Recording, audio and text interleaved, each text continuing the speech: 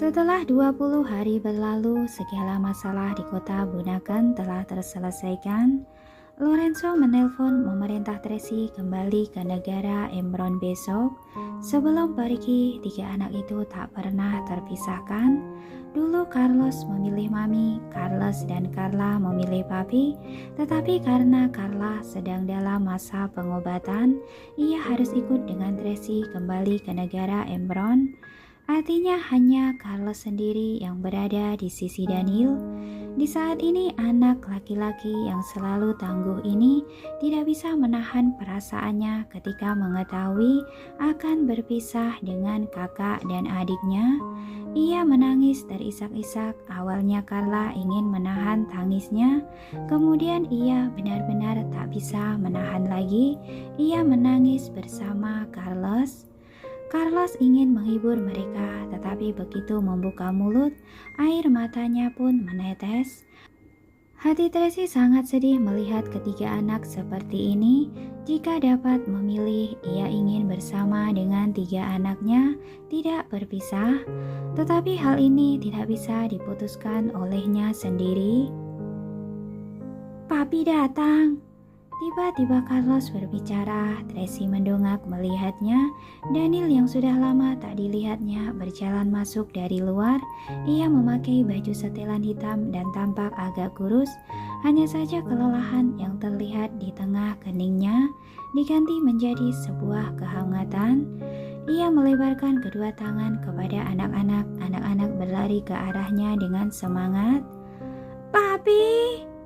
Daniel berjongkok memeluk tiga anak. Anak-anak bersandar pada bahu Daniel dan menangis. Daniel menutup mata, ada rasa kesedihan tak terhingga di dalam hatinya. Tetapi ia malah menyunggingkan senyuman dan menenangkan mereka. Bodoh, jangan menangis lagi. Kita hanya berpisah sementara. Bukannya tidak akan bertemu lagi.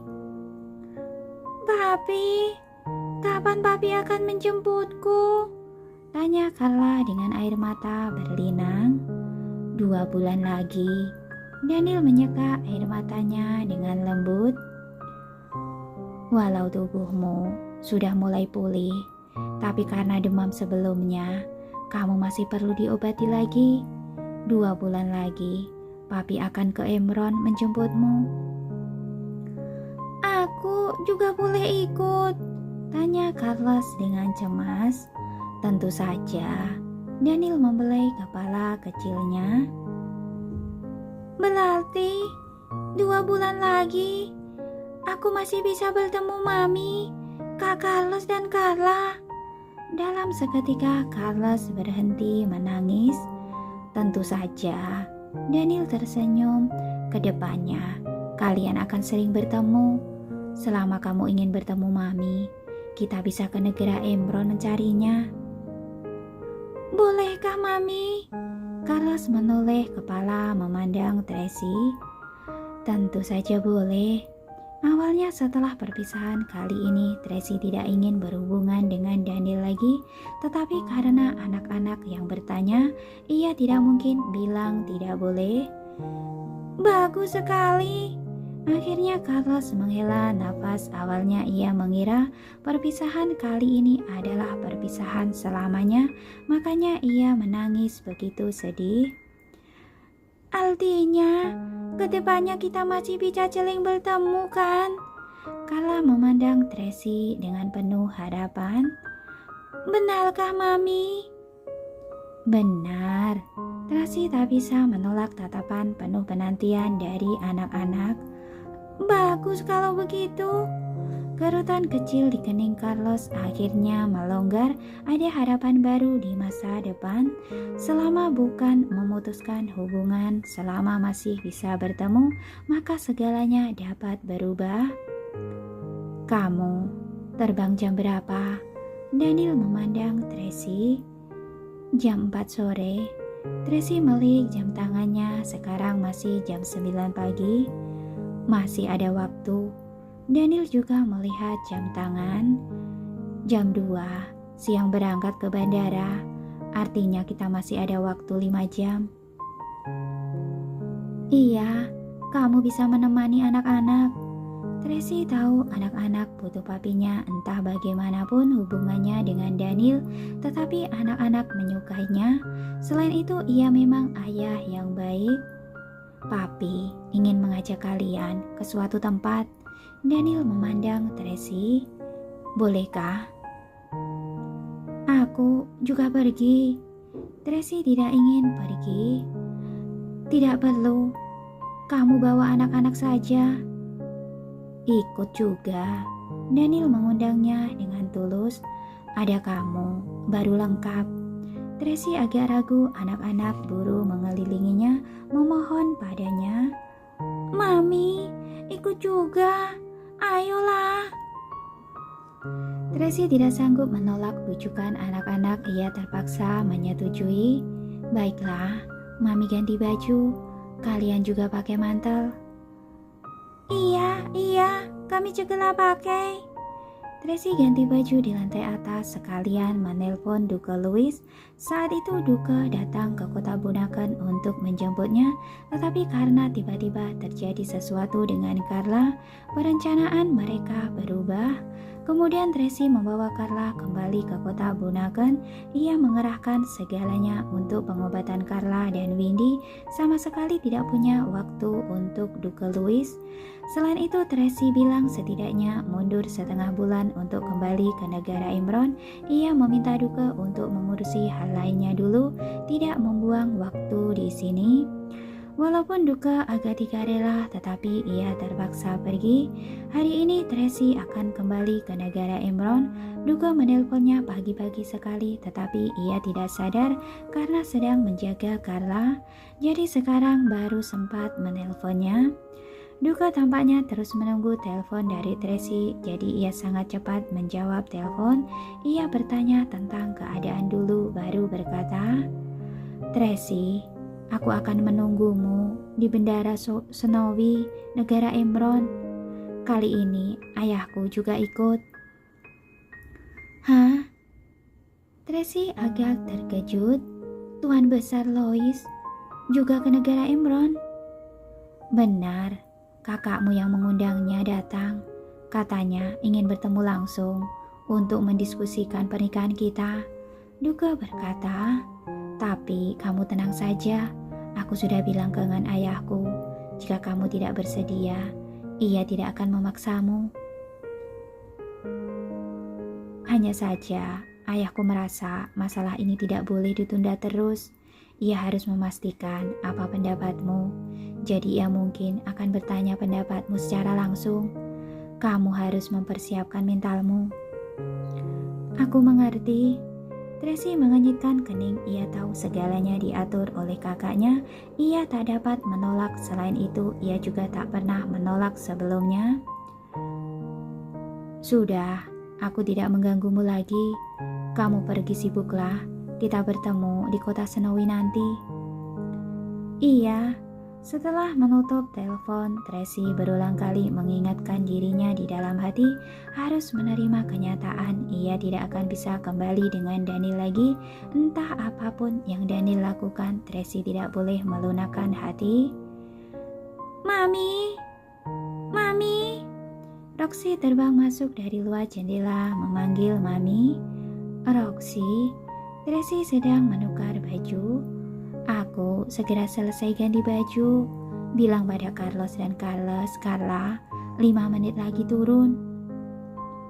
Baik. Roxy terbang dengan senang keluar. Tracy mengganti baju dengan cepat dan turun. Anak-anak telah selesai mengenakan mantel, sedang menunggu di luar mobil. Sudah, ayo naik mobil. Tracy menyuruh anak-anak naik mobil Rolls-Royce limousine, lalu mengingatkan Daniel dengan suara rendah.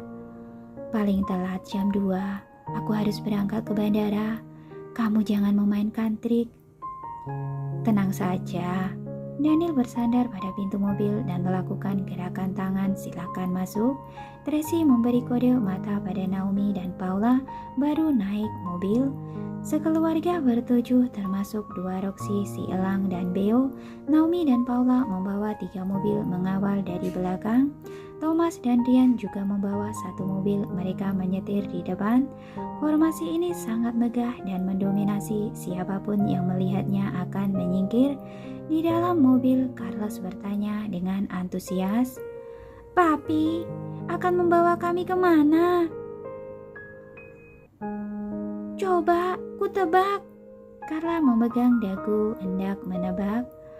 "Apa kita akan makan di restoran istana anak-anak? Apa pergi mengunjungi makam kakek buyut?" tebak Carlos. "Salah," Daniel berkata dengan misterius. "Sekarang tidak boleh diungkapkan. Nanti kalian akan tahu." "Wah, aku sangat menantikan sekali." Ketika anak ingin tahu kejutan apa yang disiapkan papinya, bahkan Roxy pun mengepakkan sayap menggunakan suara nyaringnya bercelu, "Menantikan, menantikan." Sedangkan burung beo, elang Roxy telap dengan ekspresi dinginnya. Ia sangat mirip dengan pemiliknya. Tracy duduk di samping sambil minum kopi. Ia memandang anak-anak dan Daniel diam-diam. Kadang-kadang ia merasa Daniel lebih punya cara berinteraksi dengan anak-anak daripada dirinya. Pria ini selalu mudah mengubah suasana hati anak-anak, juga dapat seru-seruan bersama mereka, sedangkan dirinya seolah tak melakukan apapun. Dengan cepat mobil tiba di tujuan. Ketika Tracy turun dari mobil, ia mau tak mau tercengang. Ternyata jalan bahagia nomor 1, tempat yang pernah ia tinggali bersama dengan Bibi Juni dan anak-anak. Sebenarnya tempat ini menyimpan banyak kenangan indah. Ia sudah kembali ke kota Bunakon begitu lama. Seharusnya sejak awal ia mengunjungi rumah ini, tetapi ia tak berani. Ketika ia kehilangan ingatan, hatinya selalu sakit ketika melewati jalan ini. Sekarang ingatannya telah kembali. Ia semakin tidak berani menginjakan kaki di rumah ini. Ia takut melihat foto Bibi Juni, takut tak bisa menahan kesedihan ketika mengingat kenangan itu. Jadi ia selalu menghindar. Hanya saja tak disangka saat ini akan pergi, Daniel malah membawanya dan anak-anak kemari.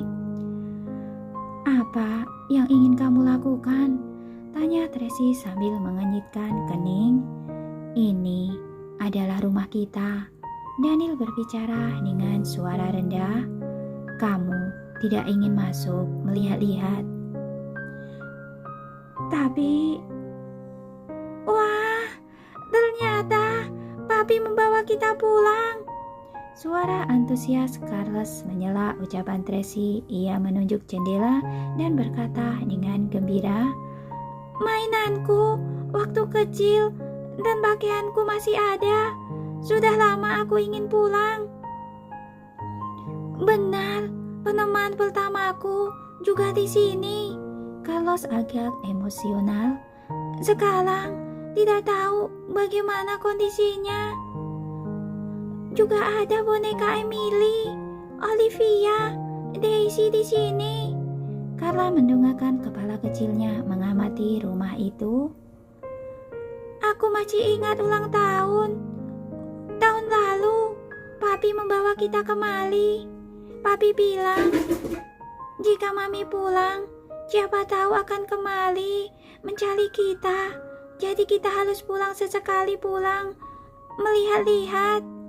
Ketika mendengar ucapan ini, hati Tracy bergetar. Ia memandang Daniel secara spontan. Kebetulan sekali Daniel juga sedang memandang kemari. Kedua orang saling bertatapan. Ada perasaan rumit yang sedang bergejolak. Tracy lekas mengalihkan pandangan dan pura-pura dingin. "Sekarang mami sudah kembali." Daniel membubuhkan pinggang merangkul Carla. "Artinya harapanmu waktu itu terwujud." "Benar." Carla menatap Tracy dengan tersenyum manis. "Harapanku selama 2 tahun berturut-turut berharap mami bisa kembali. Sekarang mimpi telah menjadi nyata." "Carla, anak baik." Tracy membelai wajahnya dengan lembut. "Sayangnya, mami sudah harus pergi." Carlos tak bisa menahan diri untuk sedih ketika teringat ini. Carlos, kedepannya Mami masih bisa kembali menemuimu. Tracy menepuk punggung Carlos dengan ringan. Sudahlah, ayo kita ke atas. Daniel menggandeng Carlos dan Carlos berjalan di depan. Tracy menggendong Carla mengikuti dari belakang. Roxy hinggap di pundak Carla, sedangkan burung elang Roxy terbang di atas ambang jendela menunggu mereka dari tadi. 5 orang 1 burung masuk ke dalam apartemen. Paman Satpam menyapa mereka dengan ramah. Mereka ingat 3 anak kembar dan 1 burung beo itu. Walaupun setiap tahun hanya pulang sekali, tetapi kesan yang ditinggalkan mereka kuat. Sekeluarga berjalan masuk ke dalam, menarik perhatian banyak orang. Tetangga-tetangga apartemen itu melihat mereka. Ada juga bibi-bibi tua mengenali mereka setelah 2 tahun. Bukankah mereka Putri Bibi, Juni, dan cucunya? Katanya dengan semangat. Benar, mereka. Aku langsung bisa mengenali burung beo kecil itu. Anak-anak sudah besar. Perawakan mereka agak berubah, tapi mereka masih menggemaskan seperti dulu. Putrinya agak berubah, agak kurus, dan dandanannya berubah. Wajar dong. Dengar-dengar dia menikah dengan orang kaya. Temperamennya pasti juga berubah. Apa yang tinggi itu adalah menantunya. Tampan sekali. Benar dia.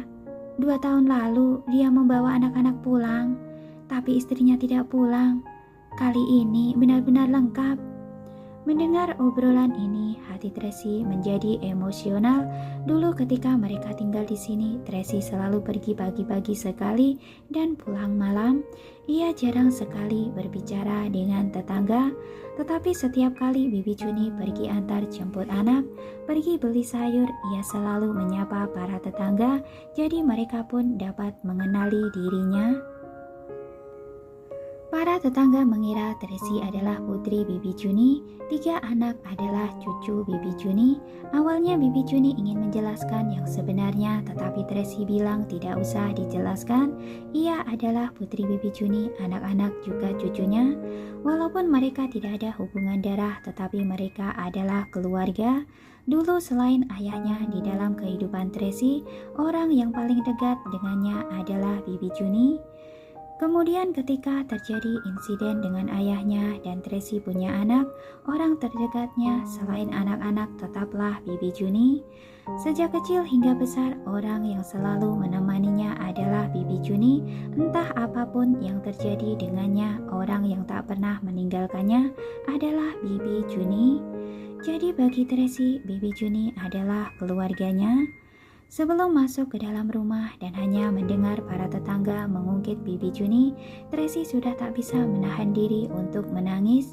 Di dalam benaknya muncul senyuman kasih sayang Bibi Juni, hatinya sangat emosional. Mami, jangan menangis. Carla mendungarkan tangan kecilnya memegang wajah Tracy. Nenek akan melindungi kita dari surga. Carla menenangkan Tracy. Iya. Tracy mengecup kening Carla lalu menggendongnya masuk ke dalam rumah. Tempat ini masih sama persis dengan 2 tahun lalu, sedikit pun tak berubah. Di atas meja makan diletakkan seikat bunga kala, ikan emas berenang dengan bebas di tangki kecil, sangkar burung Roxy masih digantung di atas balkon, hembusan angin akan menggoyangkan sangkar itu. Di dinding masih terpasang foto 5 orang sekeluarga, Carlos, Carla yang tersenyum riang saat kecil, Tracy yang saat itu masih tersenyum polos, Bibi Juni yang penuh dengan wajah kebahagiaan, Roxy mengepakkan sayap dan terbang di atas kepala mereka, pas sekali dipotret oleh fotografer. Sekalipun saat itu kehidupan mereka sangat miskin, namun kebahagiaan mereka dapat terpancar keluar. Orang yang melihatnya tak bisa menahan diri untuk menyunggingkan senyuman. Wah, dulu aku gemuk sekali. Carlos mendongak tergigih melihat foto itu. lemak semua, imut sekali. Hihihi. Carla tak bisa menahan diri untuk tertawa melihat foto dirinya dalam foto. Aku lebih gemuk darimu. Selain itu, kepangan rambutku benar-benar lucu. Itu diikat oleh nenek.